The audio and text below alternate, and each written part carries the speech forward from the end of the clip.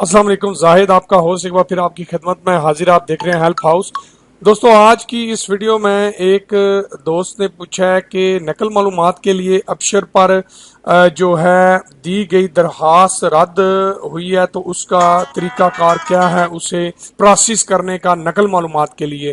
یہ وہ بندہ ہے جس کی فیملی ہے، جس نے اپنے فیملی کا پاسپورٹ جو ہے وہ نقل معلومات کرانی ہے۔ اس کی وجہ یہ ہے کہ کوئی کارکن بھی اپنا پاسپورٹ نقل معلومات خود نہیں کروا سکتا ہے جب تک اس کے کفیل یا کمپنی انٹرفیئر اس میں نہ کریں۔ ان کا جو ہے اس میں انوالو ہونا ضروری ہے۔ تو ویڈیو کی ڈیٹیل میں جانے سے پہلے اس چینل کو ضرور سبسکرائب کریے۔ اس چینل کے توسط سے آپ کو سعودی عرب سے ریلیٹڈ اپڈیٹ انفارمیشنز جو ہیں ملتی رہتی ہیں۔ تو دوستو یاد رکھیے، اگر آن لائن درخواست اگر آپ نے جو ہے دی ہے اور آپ کی وہ درخواست رد ہو چکی ہے، ٹھیک ہے، تو آپ نے اپنے قریبی جوازات کے دفتر سے اپوائنٹمنٹ لے لینی ہے اپنی نقل معلومات کی، اور اس اپوائنٹمنٹ کو پرنٹ کر لینا ہے۔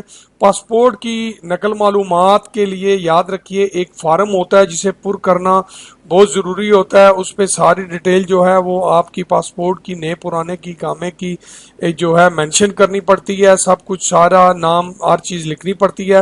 فارم کے ساتھ آپ نے پرانا اور نیا پاسپورٹ اوریجنل اور اقامہ کی فوٹو کاپی، ٹھیک ہے، کے ساتھ ابشر پر جو درخواست آئی ہے اس کا پرنٹ فارم کا جو ہے وہ لے کے درخواست کے ساتھ لگا کے ہر چیز جو ہے سارے ڈاکومنٹس ریڈی کر کے جوازات کے دفتر میں چلے جائیں اپنے اپوائنٹمنٹ کے حساب سے، اور وہاں جا کے کاؤنٹر پہ آپ ساری چیزیں انہیں پرووائڈ کریں، اور آپ کا انشاءاللہ نقل معلومات کا جو پروسیس ہے یہ کمپلیٹ ہو جائے گا بغیر کسی پرابلم کے۔ بڑا ایزی سا طریقہ ہے۔ نقل معلومات اگر نہ ہو آپ کی، یاد رکھیے گا، تو آپ کی اگر پرانے پاسپورٹ پہ ری انٹری یا خروج لگ جائے تو بعد میں آپ کو جو ہے مسائل کا سامنا کرنا پڑتا ہے۔ امید کرتا ہوں آپ کو نقل معلومات سے متعلق تھوڑی بہت جو خاص کر کے وزٹ ویزے والے لوگ ہیں جن کی فیملیاں ادھر، سمجھ آ گئی ہوگی۔ اگلی ویڈیو تک لیے اپنے ہوسٹ کو اجازت دیجیے۔ اپنے ساتھیوں کا بہت زیادہ خیال رکھیے گا۔